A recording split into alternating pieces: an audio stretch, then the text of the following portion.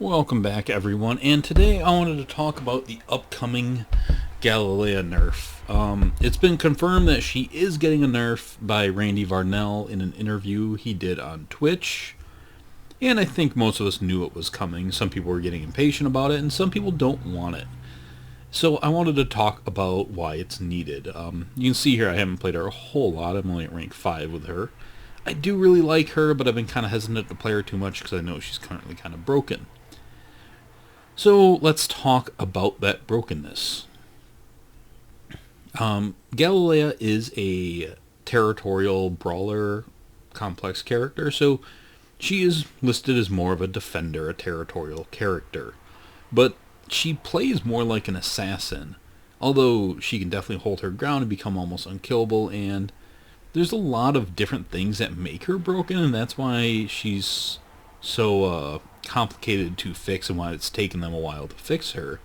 Some characters, they just need to adjust a number, but Randy Varnell said they're kind of changing her core character in a way. So we don't exactly know what that means, but they're probably changing some skills. And to do that, they have to go through certification with Microsoft and Sony because the consoles require that. So we have to wait a little bit for it. So talking about her, her corruption, I think her corruption's fine. Activating and using skills give her corruption, and enemies take 20 damage per second, and she steals health. But that does give her lifesteal and some AoE damage, just passively, kind of around her, which not a lot of melee characters have. That's good for a territorial kind of defender, I think. Her great sword, that might need to get nerfed. Her damage and attack speed with it is a little bit high for the type of melee character she's designed to be. So I'm expecting to see some of that brought down a little bit. I think her great shield's right where it should be. The type of character she's designed to be. Boulder's is 2,000, hers is 1,000. I think that makes sense. The shield throw, I might be wrong here. There's a lot of characters. But I think she's the only character with a stun right off the bat where you don't need your helix tree for. Because right there, your shield throw. Galilea throws her great shield doing 200 damage and stunning the target for 2 seconds. Now, there's a lot of characters with stuns, but you have to use your helix tree to get that stun. So maybe that needs to be moved to a helix. Desecrate, really good, but it just ups her damage a lot, and I think it's fine how it is. I think most is going to go in her helix, but then you go to her abysmal form, where she has an escape, she can heal off of it, and get damage reduction while she's in it, making her really hard to kill, combined with a healing on it. It's a decent ultimate. I don't think there's anything wrong with that. In fact, I'm a little underwhelmed by her ultimate. A lot of times when I'm playing, I'm not using that as often as other people's ultimates. But I think the main thing right here to start with is the stun. I guess I can go look at other characters just to make sure, because I don't think Atticus, and he's got knock up. There's a lot of characters with knock up. Knock back with Boulder. Isaac's dash doesn't have stun off the bat, does it? No, I didn't think so. Does Eldragon have anything? He does. Okay, so Dragon Splash does. There is another character. And, her ultimate does, but that's an ultimate. I don't think there's anyone else that would have that. I'm just double checking here to make sure, but I was pretty sure there was none. So, having that stun off the bat is ridiculously powerful. That's a pull. Well, Kelvin does. Okay, so a few of them do. Maybe that's not as bad as I thought. Let's see. Where is she? There we go. Now, as we go into the helix tree here, you go with, where is that? So Vortex, I don't even have all of her helix unlocked, but here she's got a pull. So she starts with a stun. Now tier 1 she can get a pull. Or she can add a dot. The pull's probably better. So that's... She's already getting multiple crowd controls now. So that's 2.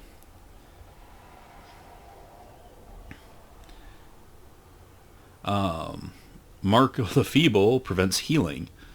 So there's 2 crowd controls and a big time, I guess, debuff.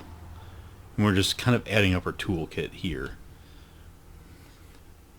Adds to corruption. That's just a lot of extra damage.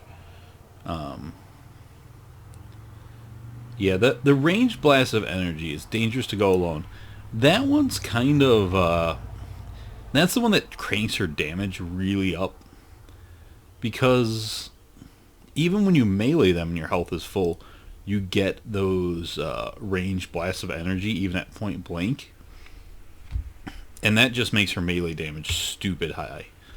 To the fact that she might have the highest DPS of all enemies. So here, you add Silence. Another crowd control and powerful tool. Here's, health regen. She's got a lot of that, which she kind of should. More health regen. Now you got reflect chance, or just more damage on top of that. That movement speed, she gets ridiculously fast. And that's kind of ridiculous for her as well. Again, more movement speed here. And I thought she had one more ridiculous one. But when you start to add up all of these, like, Wrath has got Silence and Knock Up, and that's powerful. But she's got a Pull. She's got Silence. She can prevent healing. She can raise her shield to block attacks.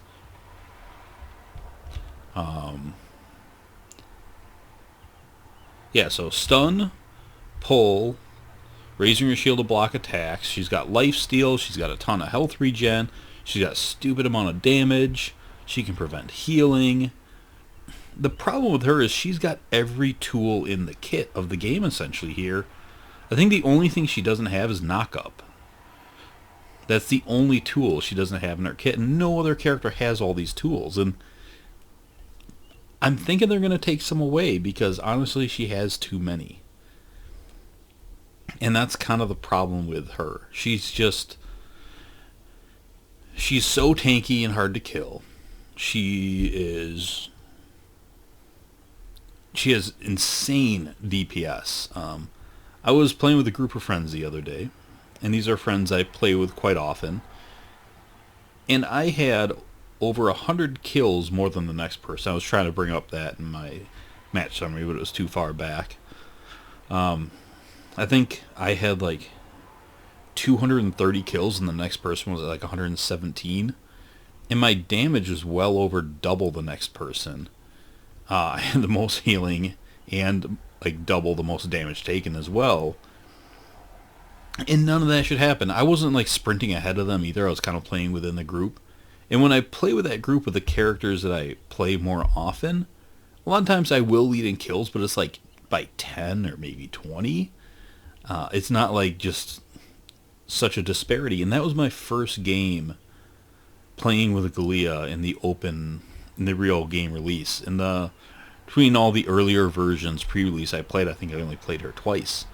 So for me to jump in with a character that I've really never played before, or very inexperienced with, and just absolutely dominate, that shouldn't happen when I'm not dominating that much with characters that I'm used to. And that's just some anecdotal evidence. But, yeah, she's just... And that was PvE. I wasn't even using all these crazy tools, because in that you don't even need, like, silence and anti-healing and all that stuff. It's just the fact that she can take all that damage and just not give a crap. Between all of her healing and her tankiness, her shield, and then just do that amount of damage, that effortlessly. I mean, I pretty much just ran ahead at everything to swipe my sword and everything died. She really needs to be toned down. Maybe it's more the offensive output, I mean, if they leave her with all these skills, I think they've really got to bring down her offensive output. I wouldn't mind if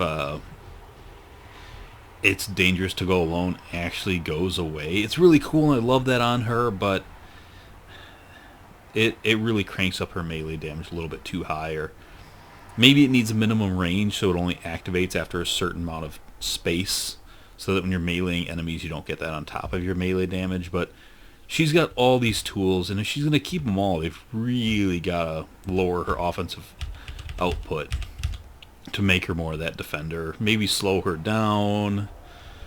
She's just got every tool. I mean, the fact that she's got so much movement speed on top of everything, you know, so many damage buffs, so many health regen, it's just... And the fact that these aren't in the same tier either. So, like, you don't have to choose between shutting down, healing, silence, and pull. Like, you can get all of them. And again, that's the, you know, the kind of joke of it all. I don't know if joke's the right word, but part of the reason she's so broken is you don't have to make the choices of which one to get. You can just kind of get everything. And that's not good for the game. I've played against her in PvP enough times where she does kind of dominate matches. I mean, I've won games against other teams with her when we didn't have one.